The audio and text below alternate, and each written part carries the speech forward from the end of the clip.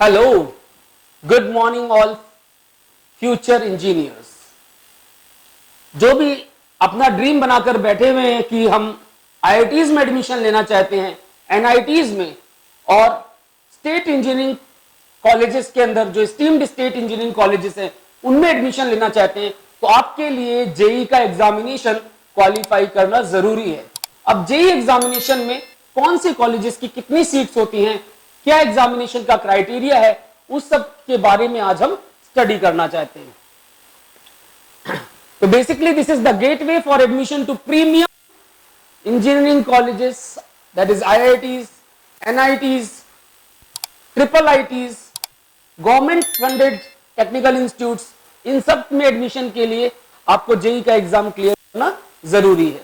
अब बेसिकली आपकी जो आईआईटीज होती हैं इनकी 13,583 सीट्स है एज पर 2021 की बात कर रहा हूं मैं।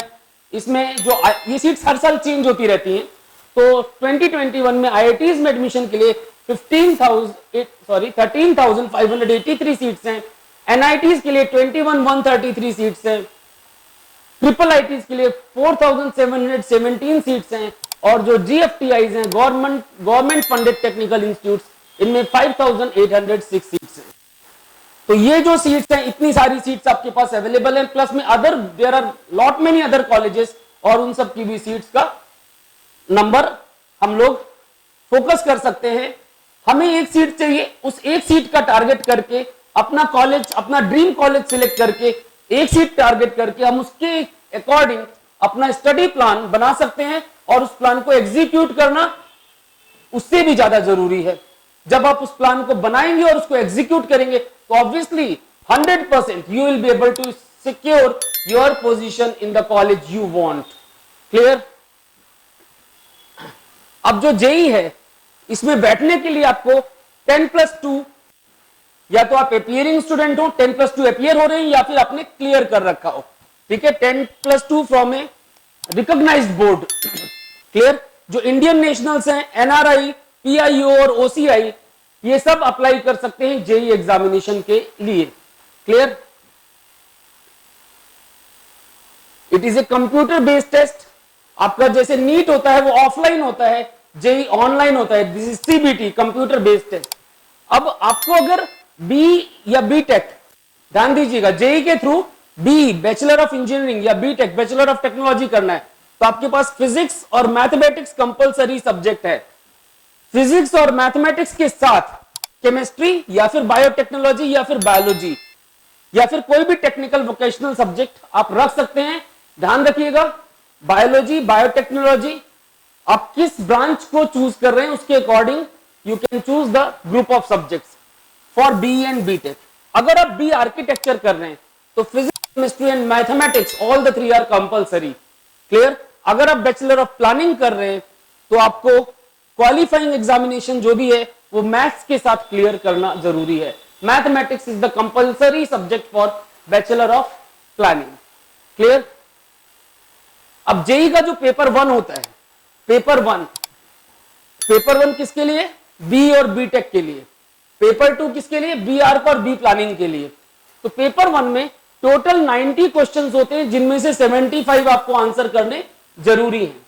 टोटल 90 क्वेश्चंस होते हैं जिनमें से 75 आपको आंसर करने जरूरी हैं, और हर सब्जेक्ट में 20 एमसीक्यू होंगे और 10 न्यूमेरिकल क्वेश्चंस होंगे। 20 एमसीक्यू और 10 न्यूमेरिकल क्वेश्चंस, उन 10 न्यूमेरिकल्स में से 5 करने कंपलसरी हैं। भाई टोटल कितने हो गए? 20 + 10 30। अब 5 न्यूमेरिकल क्वेश्चंस करने जरूरी हैं 10 न्यूमेरिकल वालों में से। क्लियर? आपके पास हर करेक्ट क्वेश्चन को 4 मार्क्स अवॉर्ड किए जाएंगे, और जो इनकरेक्ट क्वेश्चन है उसमें 1 मार्क डिडक्ट किया जाएगा। हर करेक्ट क्वेश्चन को 4 मार्क्स अवॉर्ड किए जाएंगे, और इनकरेक्ट क्वेश्चन में -1, 1 मार्क डिडक्ट। और अगर आपने क्वेश्चन को अटेम्प्ट नहीं किया तो उसके मार्क्स 0 काउंट होंगे। क्लियर है? तो ये चीजें आप नोट कर सकते हैं, ध्यान रखिए इन बातों को। और कोई भी डाउट है तो feel free to ask in the comment box. कोई टेंशन लेने की जरूरत नहीं, सीधा कमेंट बॉक्स में डालिए, I will surely reply to all your queries. अब देखिए टोटल जो मार्क्स होते हैं दैट इज 300 मार्क्स। क्लियर? 300 में से आपका मार्किंग होता है, टोटल मार्क्स है ये।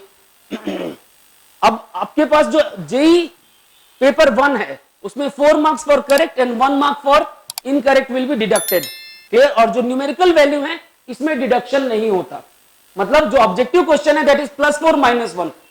जो न्यूमेरिकल वैल्यू के 5 क्वेश्चन कंपलसरी है, आउट ऑफ 10 5 कंपलसरी है, उनमें नेगेटिव मार्किंग नहीं है, उनमें सिर्फ +4 या फिर 0 है। Is that okay? There is no -1 in numerical question, clear. अब अगर हम पेपर 2 की बात करें बी आर्क और बी प्लानिंग के लिए, तो ध्यान दीजिएगा जो सेकंड पेपर होता है बी आर्क और बी प्लानिंग का, बी आर्क में एक टेस्ट होता है आपका मैथमेटिक्स का, एक एप्टीट्यूड टेस्ट और एक ड्राइंग टेस्ट, ये ध्यान रखना है। और जो बी प्लानिंग है उसमें मैथमेटिक्स एप्टीट्यूड ये कॉमन है, देखिए मैथमेटिक्स एप्टीट्यूड ड्राइंग, यहां पर मैथमेटिक्स एप्टीट्यूड और प्लानिंग का टेस्ट है। बी आर्क में 77 क्वेश्चंस आते हैं और बी प्लानिंग में 100 क्वेश्चंस आते हैं। You can keep a record of all these things. यहां पर जो मार्किंग स्कीम है वो भी +4 -1 की है, +4 for each correct answer and -1, +4 for each correct answer and -1 for each incorrect answer, clear है। ये ध्यान रखना है। जो ड्राइंग टेस्ट है उसमें 2 क्वेश्चंस होते हैं, उनको 100 में से इवेल्युएट करते हैं, और जो न्यूमेरिकल वैल्यू क्वेश्चंस होते हैं उनमें नेगेटिव मार्किंग नहीं होती है, क्लियर है। इन बातों को ध्यान रखिए। And obviously these are the dream colleges of many people. IIT Delhi पहले आपको मैंने पिक दिखाई, IIT Bombay, IIT Kharagpur, NSUT Netaji Subhash Chandra university technical university Delhi की, दिल्ली टेक्निकल यूनिवर्सिटी डीटीयू, तो ये सारे कॉलेजेस प्रीमियम कॉलेजेस हैं।